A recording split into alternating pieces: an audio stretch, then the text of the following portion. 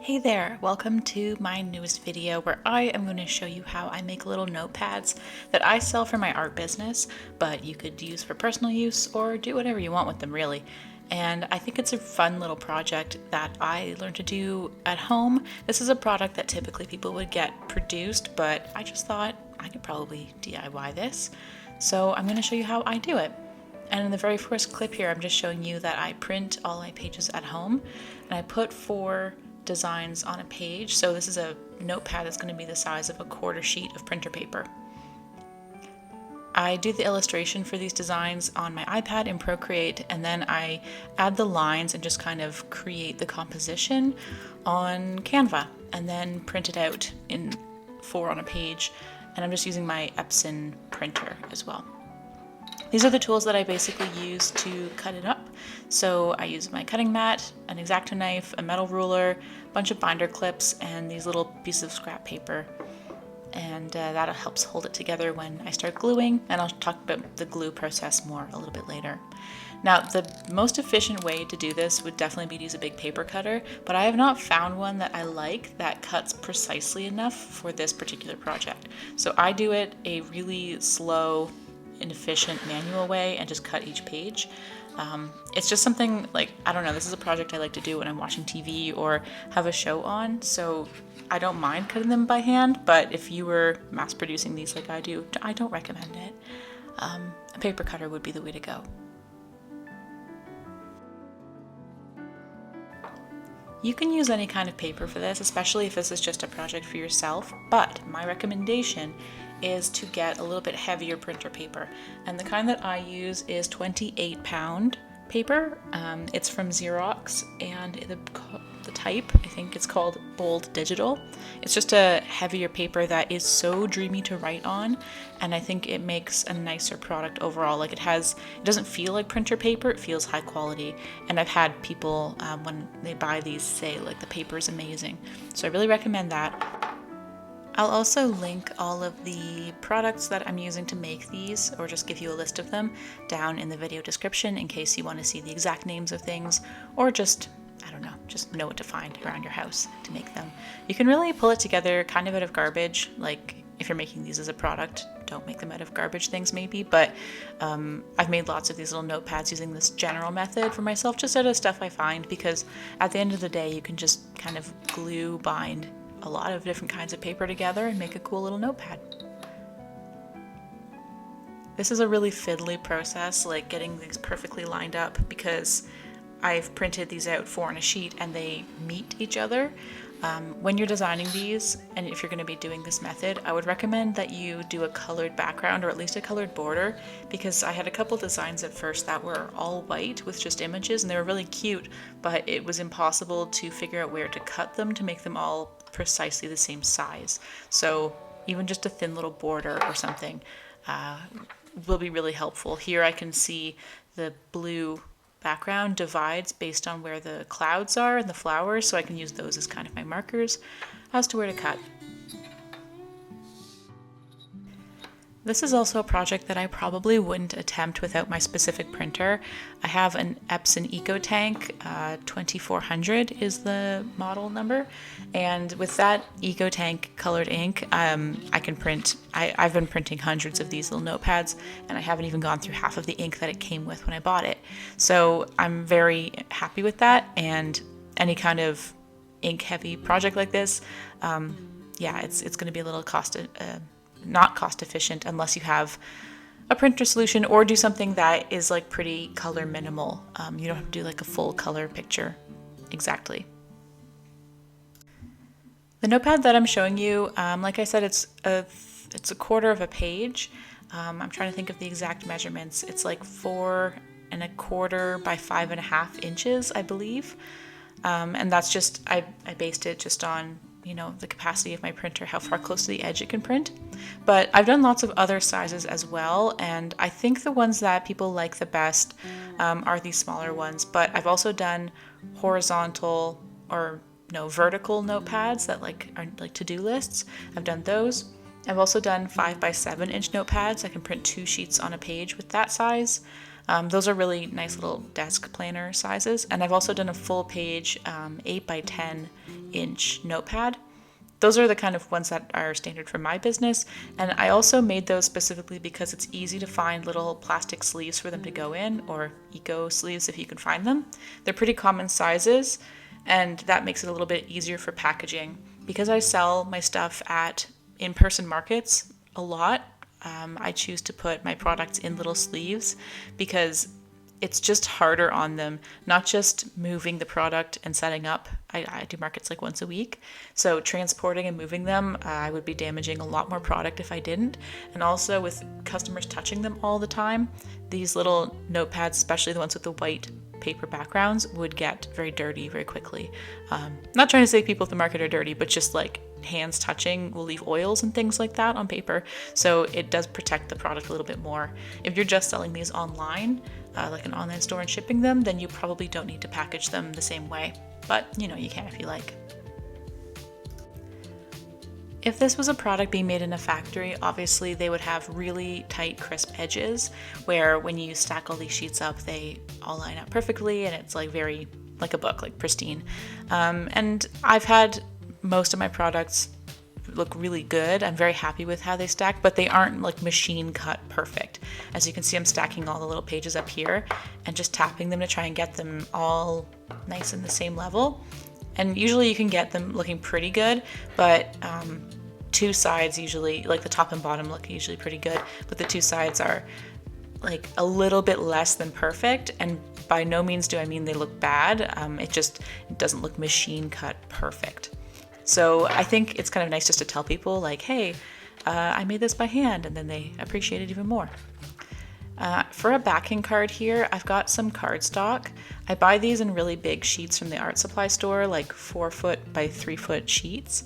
So I cut them down, and I usually just take one paper from the notepad and line it up to get the size right. And then I will just cut it with my exacto knife to be precise. I found that measuring them and cutting them individually, there was always a slight difference. So this was the easiest way to get it as perfect as possible to go on the back of your notepad.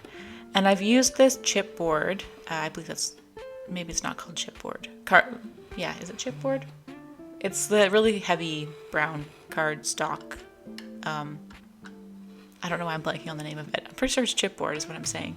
But it's not wooden, it's like a cardboard. Anyways, I probably already said the right name and I'm completely blanking.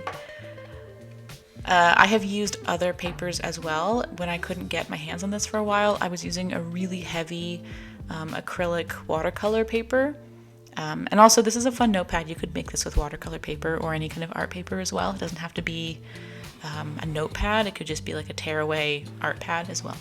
But yeah, I did use some really heavy body acrylic or watercolor paper from the art store. It just wasn't cost efficient. You can also get this kind of brown cardboard inside like a binder. If you were to tear apart a binder from the dollar store, take the plastic off, that's usually what's lining on the inside. So I'm just going to clean up the edges here and stack these all together, and then we'll get it ready for gluing, which is my favorite part of the process because it means it's almost done and it's very satisfying. So I line it up with the cardstock on the back and pull out some binder clips. These work great. I just get them from the dollar store. I've used bigger clips from the art supply store, like professional clamps, and just because of the size of this product, it didn't really make a difference for me. So just like continuously checking to make sure it's all lined up. And then eventually I'm going to grab some scrap cardboard from a previous project and put it on the front. This is mainly to protect the front of the notepad from the binder clips, because before I used to not do this and it would sometimes leave little dents, which didn't look really great. I didn't love the little dents. So this is a bit of a precautionary measure. And it also just kind of helps distribute the pressure of the clamp a little bit as well. So I usually put 2 on either end of that little protective strip, and then a couple along the middle. Just like that. I don't know, they look really cute. It's like, this is kind of like a bookbinding technique, but like a glue binding technique. So I have it all clamped like that. And now I'm gonna pull out my glue, and what I use is Mod Podge Satin Water-Based Sealer. So I used this because I already had it, but when I did some research about different glue types that you could use for a glue binding, and specifically one that stays a little bit flexible so you can tear off the pages, this one's recommended. So I already had it, and when I used it, I realized it was really great. And I just use a little flat square paintbrush with it that I wash almost immediately after using so it doesn't get ruined. And yeah, so I basically go in, take the little brush and do a thin layer of glue on the top edge. And it's important to work in thin layers here, but also to really take your time on the first one in particular, because you want to make sure that that glue is touching every single page in the notepad. And this is why I do all that like tapping and lining up and make sure that the very top layer is the most even, because I want to make sure that the glue hits every sheet. And I'll show you at the end of this, I'll do a little wiggle and test it and show you that it doesn't fall out. None of the sheets fall out. So this does work. And I've also made these and had them for a long time, and the glue doesn't crumble. It stays really intact. So it's a good choice, and obviously I have a big bottle of it here that goes a long way for these kind of projects. Now you see I'm just kind of working around the clips at first, and that's just because I'm trying to keep the pages really tight together, and afterwards I'll remove the clips and glue underneath them and then just put them back on very gently. You also want to make sure that you're not gluing the front of the sheet. Like I do try and get the glue on the edge of the top sheet of paper in this stack, but I don't want to run it over to the edge. It would just look a little bit messier. It does take a little bit of practice, but the glue is pretty thick, so it doesn't run a ton, which is good because it doesn't make a big mess. But I do, and I'll show you this in a later step, I think after the first layer is dry, I do put a thin layer of glue on the top of the backboard, just like a strip, because it's my theory that it helps it be stronger, but I don't have any evidence for that, but I continue to do it. And this doesn't take very long to dry, especially because the day I'm doing this, it's like really hot in my apartment. It dries really fast, but I think like 10 minutes. And so if I'm like 10 minutes per layer to dry. So if I'm making a bunch of these, you can kind of just work through a rotation of products, and by the time you're done the last one, the first one's already dry to work on again. So I'm just taking off the clips here to add that last bit of glue in between them. And the layers have been pinched pretty tight, which is kind of what you want. You want it to be like a tight seal so that the glue isn't seeping in between all your sheets and making it kind of weird. If you are using a lot of different kinds of papers, like I said, like scrap papers or like anything other than a uniform block of sheets, then just make sure that that top layer, all the sheets are tamped down to one end so you get like a really flat surface to be gluing together. Because you really don't want pages to fall out, and especially if you're selling them, it is really not ideal for someone to order one of your really cool products and then find out that all the pages fall out. Okay, so in that brief break there, obviously I didn't film the whole time it was drying, but the first layer dried. So now I'm back. I had washed my paintbrush in between, and I'm gonna paint a top next coat on really fast. And this one's a little bit easier because you're not having to be as precise getting in every little groove of paper. And I do make the second layer a little bit thicker just because it's just sort of a time efficiency thing. And here I'm adding that top strip of glue to the back.